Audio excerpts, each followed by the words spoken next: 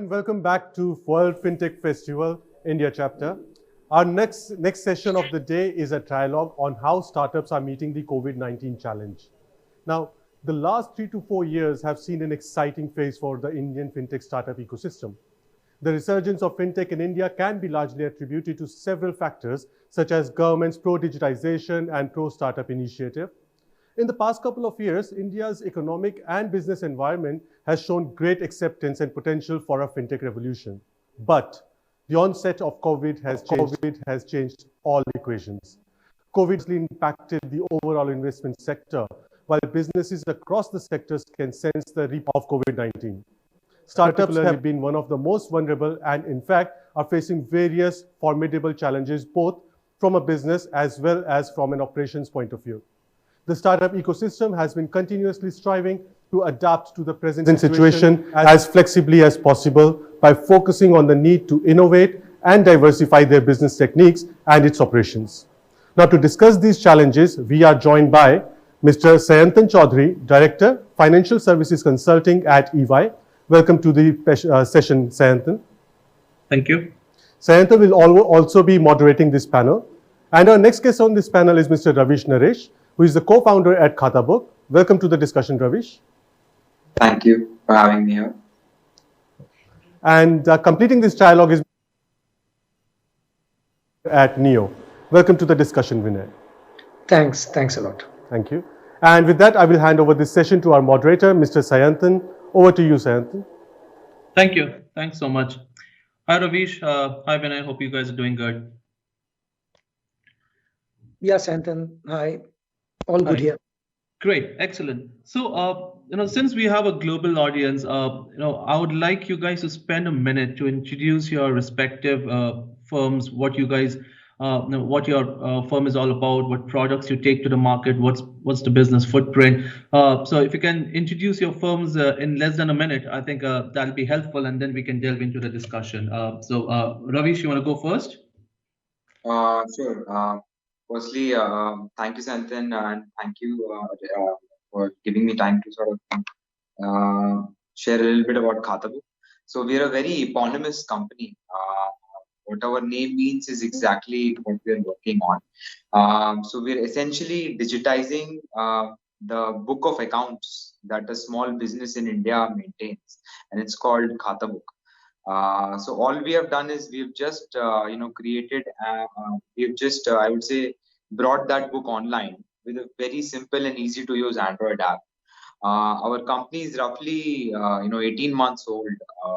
In the last 18 months, we've been able to get to nearly 9 million monthly active merchants, making us one of the fastest growing B2B companies in the world ever.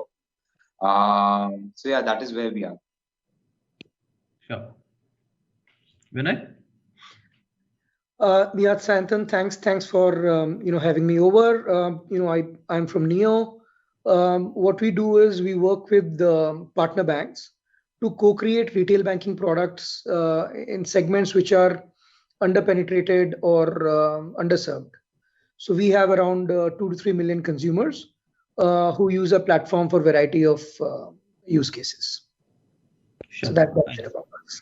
Thanks. And it's interesting to have both you guys from different segments. Ravish working with the SME or SMB sector, and Vinay working on the retail side of things. And we as consulting firms, we kind of see you guys address different aspects of the market in very different ways. So we are the ones who watch all the action from the sidelines. So first question to you guys, which I want to focus on, which is the topic of discussion. How has been the impact of the pandemic on your businesses? What have you seen in the buying behavior of customers? How has it impacted your business growth, your product launches? Vinay, why don't you give me a retail perspective of things first? Yeah, sure. So, we cover a spectrum of, retail customers, right from one of our product where we deal with blue-collared employees and their salary accounts, and on the extreme end, we've got international travelers who use a product when they travel abroad. Now the impact on the segments has been very different and very varied, as I would say. So on the blue collar segment, which is fairly large and got very heavily impacted in the lockdown. So we saw that in the months of April, May, June, there was almost like a complete uncertainty in terms of what's going to happen. A lot of the migrants returned home, and factories were not sure when to start, when not to start, and that's why the salary accounts were accordingly impacted, and then the demand was also very different. It was more from withdrawal of PF rather than deposit of PF and those kind of problems. But since July, there has been a constant return of normalcy. So much so that we had our best ever business months in the months of October and November, all in terms of volumes, in terms of profitability. We turned operating profit this year. You never would have imagined when this problem happened. And the reason is that the industry has bounced back, the employment has bounced back, and blue collared are there in full strength. On the other end of the spectrum, Sayantan, is this affluent class who use our product when they travel abroad. And now, of course, the travel is no longer happening. But what we've seen a change there is, and thankfully, we were in discussion and we bought a wealth management company along the way and were able to integrate it as a part of the product. What we have seen is for the affluent class, the disposable income has increased because you don't have spends going abroad. You don't have spend going out and eating food. You don't have discretionary spends have really dramatically gone down where income has remained, and this has led to a lot of savings getting created, which is why you see a sudden surge in the number of people investing in stocks, number of people buying mutual funds and coming new to the whole wealth management stack. So and those are the two things, Sayantan, I thought were very interesting in the retail banking. Interesting. I think it's very heartening to hear that business has really boomed in the COVID times for you. Ravish, what's your perspective from the SME side? Sure. So I think let's take a step back from the pandemic, just to set the sort of the ground reality we had before the pandemic. And so we actually were basically riding the wave that Mr. Ambani, by investing $24 billion through Jio, had brought in so many, nearly 300 million new people have come online in the last 2 years. In fact, India right now is consuming more GBs of data per capita on 4G than even countries like South Korea and Finland. I mean, that is completely game changing. So this is the sort of wave that companies like ours who are sort of addressing this the need for sort of solving for the need for these new users, sort of riding the wave. Now when the pandemic hit, what we did see was when Modi ji announced that extremely strict lockdown, we saw our user base get down by half within a week, because all of the businesses across India had shut. By the way, we have businesses in more than 95% of Indian districts, like extremely wide, deep spread, and we saw a secular, I would say, lockdown effect across regions across India, and we saw our user base go down by half within a week. But what we saw was, as the lockdown was progressively opened, and that allowed sort of businesses to sort of function again. What we saw was, businesses, the core thing that that they wanted to solve was their cash flow that got stuck in the middle of the pandemic. Because their customers were sort of out of money and all that cash. And the biggest problems that a small Indian business has, or probably sometimes goes under because of, is basically his cash flow. It's never his margins. And that is the biggest pain point of a small Indian business, to manage their cash flow, since a lot of their spends, a lot of their buying is also, like, from suppliers, is always on credit. So this is a core need that Khatabook was solving for. And so as we saw the lockdown progressively open, we saw an increased, I would say, propensity to adopt digital software to make their business flows a lot better. And so right now we're at nearly 1%, 150% of our pre-COVID peak. So we're roughly 1.5 times more active users, more activity on the platform than the pre-COVID peak. And for the existing users, that had joined us pre-COVID, we saw behaviors in them, like how their business is doing pre-COVID. So most of them are roughly operating at 90% of their pre-COVID levels already. So even at the ground level, we have seen an increased, I would say, a healthy comeback from small businesses as well. And most of the categories that are still, I would say, are hit, like travel agents, sectors that are particularly hit because of COVID, are still, I would say, operating fairly low. But most of the other categories, like right from kiranas to mobiles to electronics, those of the all the other categories are fairly back up near 100%. Okay, that's good. That's good. So I think we spoke about the impact. Let me turn it around and let's talk about the response of the fintech firms to the whole pandemic. And I think let's talk about it. The things worked out well for both you guys, but let's just broad base this conversation a little bit in terms of the response of the Indian fintech firms. How do you think the fintech firms responded to this whole pandemic? And the response, could it have been any different? Could things have been done better, or the Indian fintech firms fared fairly well in terms of responding to this pandemic? And the reason I ask this is probably this is not the first pandemic that firms are facing, or firms have faced, but definitely it's a first for the fintech firms, because fintech wasn't there when previous pandemics happened. What do you think firms could have done differently, or how do you think the Indian fintech firms have fared in terms of their response? Sayantan, in terms of response,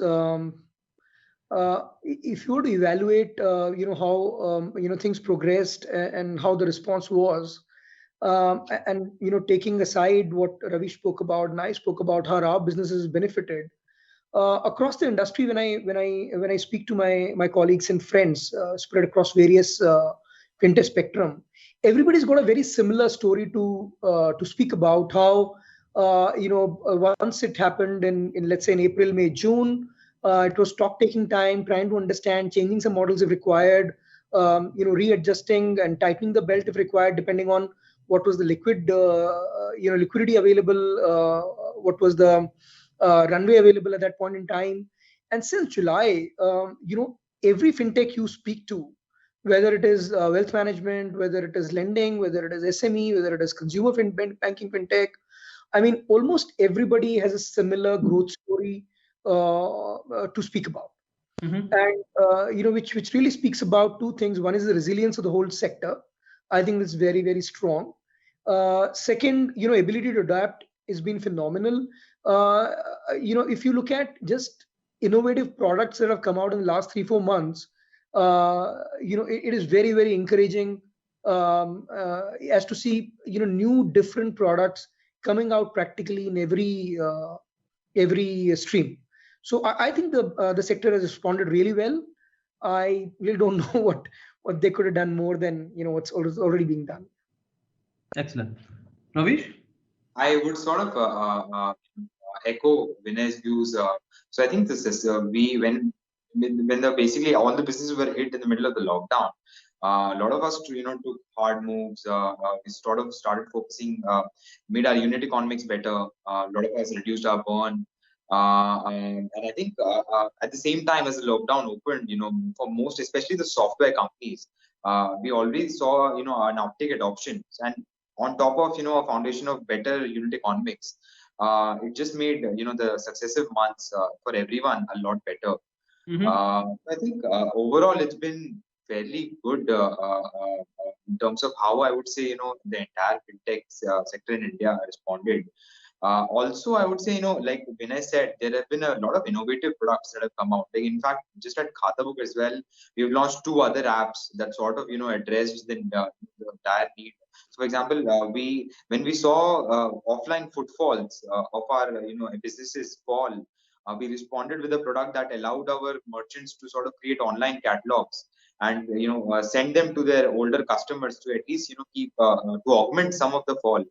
So I think not just us, across the industry, we have seen a lot of new products come out and a lot of good adoption on those products as well. And so I would say overall, I think the sector, given how hard we were all hit, we responded fairly well, everyone. Sure. Okay, excellent. I think the other aspect of response, I want to focus a little bit on the financial institutions. The spectrum of financial institutions or the spectrum of the digital maturity is very wide, is very and given that a lot of fintechs work very closely with the financial institutions of our country, or the businesses are intertwined, or there's a mutual symbiosis, if I may put it this way. How do you think how prepared were the financial institutions or the banks per se? How prepared were they to respond, or from a business resilience perspective, how do you think they have fared, and what do you think they could have done better? And this is a view I want to get from the industry, which works very closely and which has, from what I understand from both of you, has done very well in the entire COVID situation. Ravish, you want to give your thoughts first? Sure. So honestly, I'm a little disappointed with the Indian banks. They're sort of old dinosaurs who don't really understand tech. If you see, like, just in the last couple of months, HDFC, India's largest bank, their digital server has gone down multiple times. I mean, that's a little shameful of, if you're not just able to keep your simple servers up, being the largest Indian bank. And plus, the biggest, gap I see was, a lot of small businesses in India, wanted to get access to, working capital. And they've always, but they still have to sort of resort to, local money lenders, because banks essentially are not able to qualify them. So overall, I feel there's a huge gap, especially in, I would say, the small businesses sector, where banks can address a lot of needs, and I would say, given how slow and there's so much inertia they have, they're not able to sort of address the needs of the hour at all. So I would say fairly disappointed.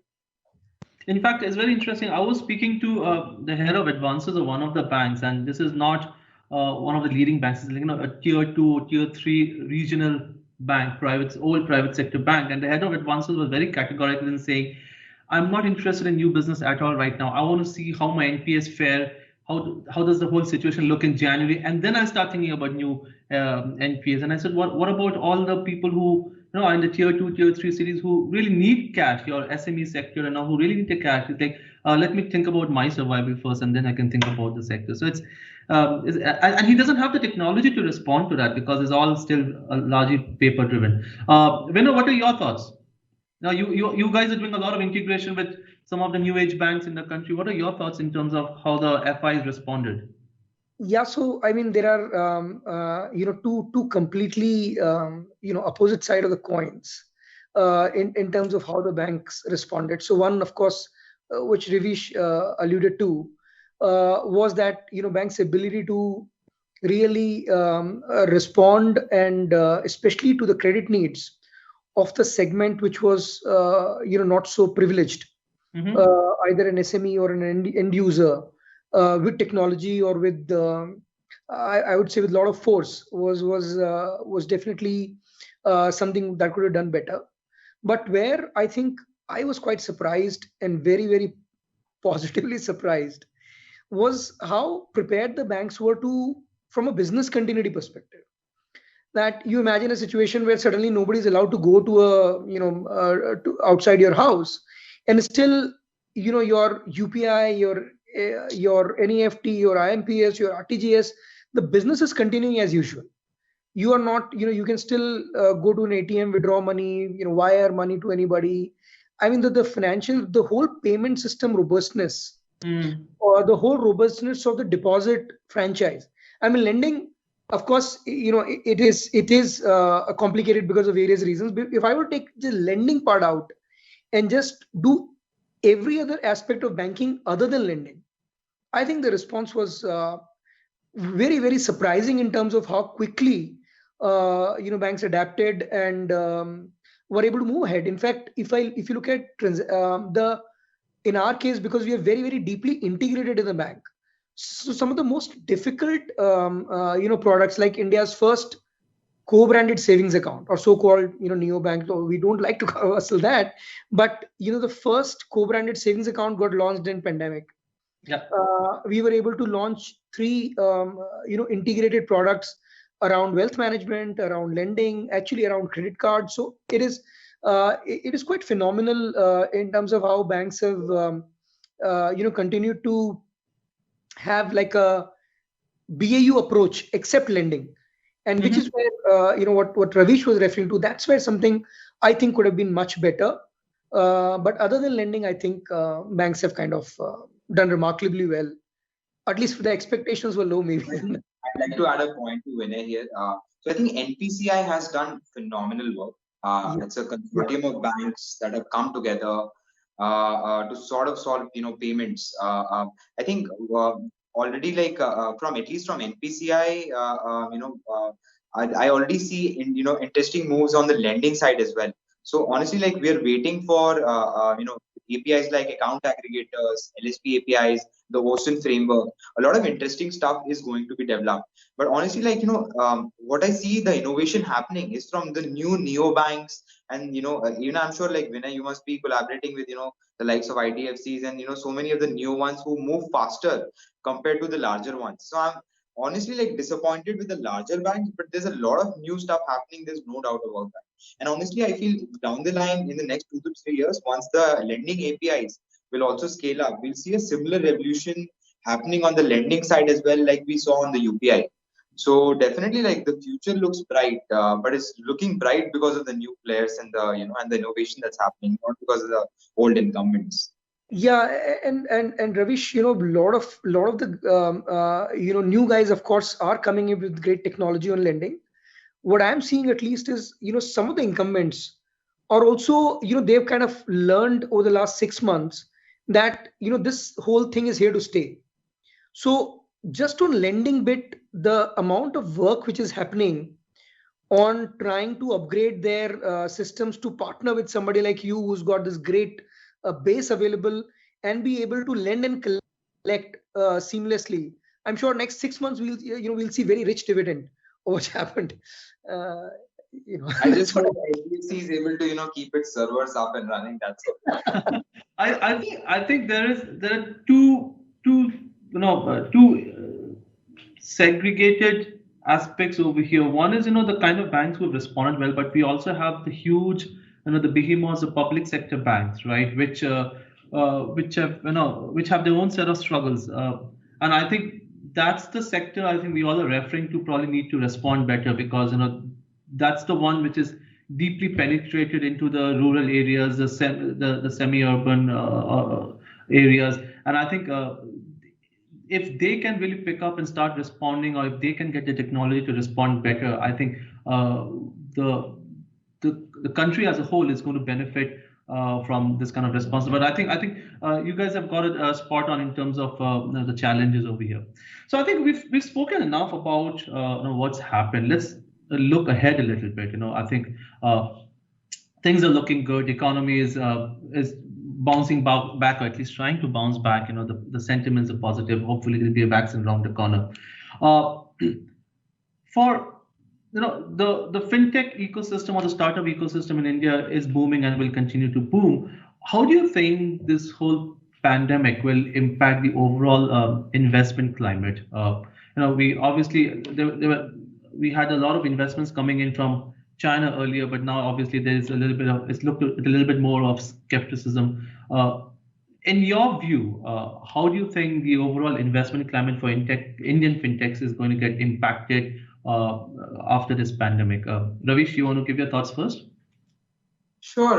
So I think the biggest part is we already saw a huge uptick, especially on the software side, on the payment side. So all fintechs have sort of reaped the benefit of the new behavior changes that the pandemic has brought in.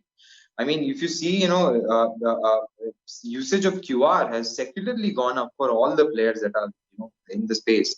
Usage of software in the SME space has gone up significantly just because there is increased need of adoption.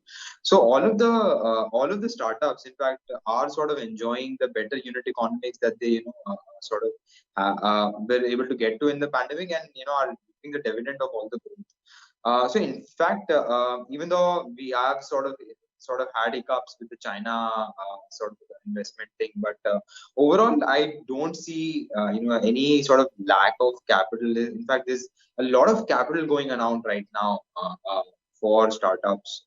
In fact, it's never been as good, I feel. Okay. How about you, Vinay? What are your thoughts? Completely agree with Ravish that what has happened is most of the fintechs have emerged stronger, and very interesting point which Ravish made was about how you used the first few months of the pandemic to get your unit economics in shape, and then when growth came back along with good unit economics, suddenly your business is looking much better than what it was beginning of the year. And that's been true. The story has been true for most of the entities, at least I can think of or I know. And because of that, plus the capital which was anyway always available. It's not that because of pandemic the capital has vanished overnight. Capital was always available. In fact, if anything, because of the huge money which has got pumped in to ensure that we don't fall into recession across the globe. I mean, eventually that money will have to find a way into one investment or another. We are already seeing NASDAQ at its peak, BSE, NSE, everything at its peak. So, money is going to follow startups. And within startups, fintechs are really, really well placed in terms of the way they've emerged. I feel much, much stronger from the pandemic. Mm-hmm. So, yeah, I completely agree with Ravish that if anything, you're going to have too much of capital. So. Okay, it's interesting we are having this conversation in December. I had attended a video call back in April or May, if I remember. It was a VC forum. A lot of VCs had joined the forum, and we asked the same question, and the response was the ticket sizes are going to go down, and the investments will be looked at with a lot of skepticism. So I'm glad things have really turned around, and this is a very positive sentiment being reflected in December. Yeah, so I don't think we had the sentiment 6 months back. Sorry, Vinay. It's changed a lot, Anthony. In fact, if you look at the announcements, funding announcements which have come in, for few fintech firms in the last 1.5 months, right? You will see, what I think Ravish and I are pointing towards. Right. No, absolutely. Do you think? Let's focus a little bit on the government. We didn't really focus on the government response, but let's focus on the future. If the government faces such a challenge again, not a pandemic, but a complete lockdown kind of a situation or such kind of a crisis, what would the fintech industry look for or look towards the government to respond to, maybe in a different way or in a better way, or do the same things again? What are your thoughts, Vinay? Yeah, I would say we have to be better prepared on the KYC norms at least. I'm sure the 9 million, 10 million users that Ravish has, if there was a seamless way to open their current accounts, and do transactions, ENAC, EMI pulling, all digital, we would be much better prepared. I mean, that's the first thing I would say the government should look at. Mm-hmm. Basically for all banking products. So if you look at a mutual fund today, if I've done my KYC with one mutual fund provider, I don't need to do it again. Yeah. But I really don't know why it is different for deposits or why it is different for lending. I mean, ideally it should be the same. And similarly, when you are setting up SIPs, it's a fairly simple way to do it. But when it comes to EMI, sometimes it gets a little more complicated. So I think a lot of these things, I think it's a great time to government to reflect about all this and put it all together in a manner that we are able to onboard a customer seamlessly for a banking product, and then we are able to serve him seamlessly also for a banking product. So sure. More 2 cents about it. 100%. I would say agree with Vinay. So government needs to basically, make the KYC easier, because then it will be easier for the Bharat, the 900 million, to start accessing these, banking services, get a good return on their savings, get better access to capital. I mean, it'll just make their lives overall a lot better, and the only problem is accessibility. And so government really needs to, and I would say now with Aadhaar and all the DigiLocker and everything in place now, I would say it looks possible. All the pieces are there. I feel now just up to the government, just give clarity on those norms and just make that accessibility a lot easier. Sure. No, I think with Aadhaar, with UPI, the platforms, the rails have been built.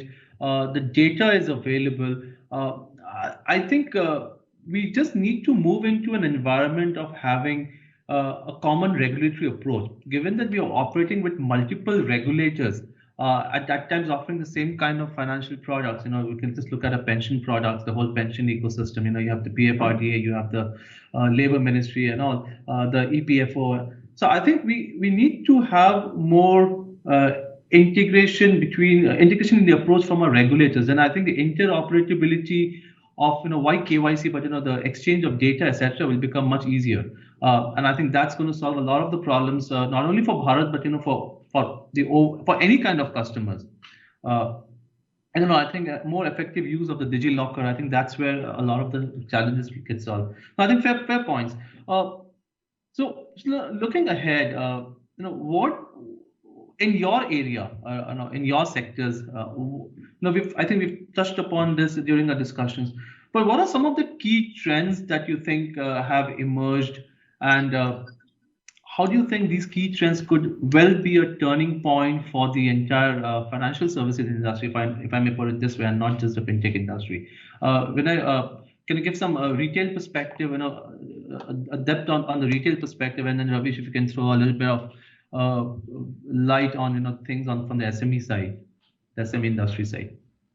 Yeah, sure. So what I will do is, from a retail perspective, I will look at quickly into 2-3 core pillars of banking, and how each have got impacted, and how it will have a long-term ramifications on fintechs and banks going forward.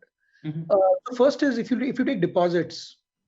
Now, traditionally, Santan, deposits has always been a touch business, where somebody walks into your branch, or some branch executive walks into you, or a salary account person meets you in your company, and that's how most of the deposits accounts are opened. And then they call you, discuss with you, and based on that you open fixed deposits, recurring deposits and all that. So that's all dramatically changed. What used to be like DBS 811 used to be outliers in terms of trying to attract deposits through purely digital medium. Now, as we speak, almost 70-80% of all deposits which are coming in are digital, because people are afraid to meet other people and get sign those long application form. Everybody is comfortable spending 20-25 minutes and do it themselves. So DIY is a huge trend in all banking things, especially deposits. Then second, you look at wealth management. Now, on wealth management, earlier it was all about somebody coming and taking your signatures, for mutual fund, for your SIPs, even for stocks. I remember the first time I opened my Demat account, I had to sign almost 138 times, and counted that. And now, this time when I opened a Demat account, it was 100% digital. It was completely based on Aadhaar. Same thing is happening to mutual funds. Same thing is happening to insurance. And this is not going anywhere, because what it does is it dramatically changes your cost of acquisition on the lower end. And because it reduces your cost of acquisition, it suddenly opens up a much larger segment, especially in a country like India, where it is really, really critical to have a low cost of acquisition if you want to serve a majority of the base. So I think these are the changes as far as onboarding new customers joining is concerned. Advisory has become, like earlier, an advisory into what mutual fund you should buy, or at what FD tenor you should go for, used to be all human interaction based, and now it is completely either robo driven or self discovery. So this is another sea change, and I don't think it will revert back to normal in a hurry. And then the third is just the usage of how many times you go to your mobile banking app. A customer earlier used to think that a lot of stuff is going to happen because he's got an RM, he's going to call an RM and it's going to happen. But people have got more and more used to the whole idea of going to your own mobile banking app and finding service for yourself, and which is why things like community for a bank where you find your answers, or chatbots, or automated service mediums are again going to be very, very much par for course as we happen. So I think it is going to lead to a lot of cost efficiency, which eventually will go towards having a more inclusive banking in the future. So sorry, long answer to your short question, Sai. No. I think that's fair. I think there's a huge impact on the sourcing, onboarding piece. It's because of the fact that the physical channels shut down. That's an area which has been impacted the most. Ravish? Yeah, so I think Vinay covered most of it. What I'd like to add is, I would say there have been, I would say, a lot of encouraging signs on the simplifying of the tax regime, especially with the coming of GST. So what that has, enabled a lot of our merchants who are sort of, very, I would say, skeptical of digital solutions. Now that there are flat regimes like, below 1 CR, you don't need to sort of file anything. That has enabled a lot of small businesses to come online. That said, a lot of improvements, of course, are needed in the filing and the GST input credits and the entire process in that. But yeah, I guess Vinay covered most of the points. But actually, I'm very hopeful. What's going to happen in the future is, if you see, like UPI platform was actually enabled by tech platforms. Not really banks. Like PhonePe, Paytm, Google Pay, they are the true enablers of payments and UPI, and not banks. And I feel like going forward, companies like Khatabook will sort of act like a front wherein it'll be so easy to disburse credit and to customers that are in need, that banks will sort of only serve as a regulatory backend. Whereas the front end and everything else, will be done by a digital company, digital platform like ours. So actually very hopeful and very encouraged by sort of the signals that the government has given. Like I said, mentioned before, like the Ocean Framework and LSP APIs, they're truly going to revolutionize credit dispersal. Once that process itself becomes standardized, like UPI did for payments. Sure. Ravish, one question, since you touched upon the tax aspect as well.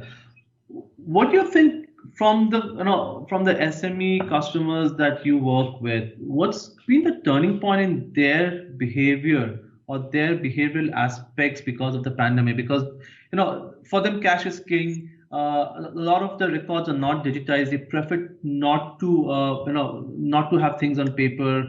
In the official way. How do you think their behavior has changed or would have changed because of this pandemic and sudden lockdown and shutdown? Actually, what I'd like to say here is, even before the pandemic, Khatabook within, I would say, 12 months had gotten to a fairly large amount of penetration. Mm-hmm. So we were already sort of seeing, adoption before pandemic as well.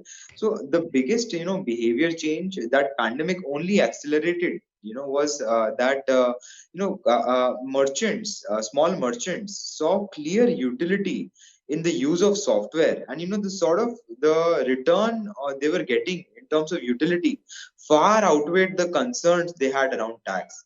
So just by example, I'll just give you an example. Like, Khatabook recently got copied by a UN agency in Bangladesh, and they launched a similar product called Tally Khata just because it was making so much impact at lives and at the unit at the ground level.